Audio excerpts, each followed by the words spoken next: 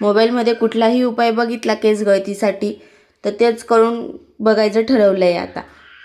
कालच एक व्हिडिओ बघितला होता आवळ्याचा ज्यूसचा, तर तेच ज्यूस बनवायला घेतलं होतं आज. ज्यूस वगैरे बनवून झालं आणि भाजीपाला सर्व काही होता फ्रीजमध्ये पावभाजीचा. तर म्हटलं चला आज पावभाजीच बनवूया, कारण की शिवूंची बऱ्याच दिवसापासून लांबण चालू होती पावभाजी बनव म्हणून. मग आज मनावर घेतलं आणि घेतली पावभाजी बनवायला. इथे सर्व भाज्या छान अशा शिजवून घेतल्या आणि स्मॅश करून घेतल्या.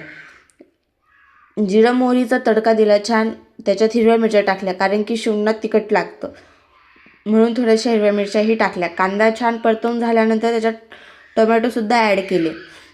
टोमॅटोही छान सॉफ्ट झाल्यानंतर त्याच्यात आता आपण मसाल्यानं ते टाकून घ्यायचं.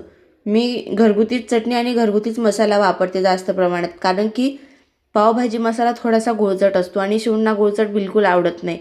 म्हणूनच मी घरगुती मसाला ॲड करते, त्याच्यामुळे भाजी तिखट बनते, छान बनते. आणि पूर्ण मसाल्याला तेल सुटलं की स्मॅश केलेलं पूर्ण भाजी टाकून घ्यायची आणि छान मिक्स करून घ्यायचं.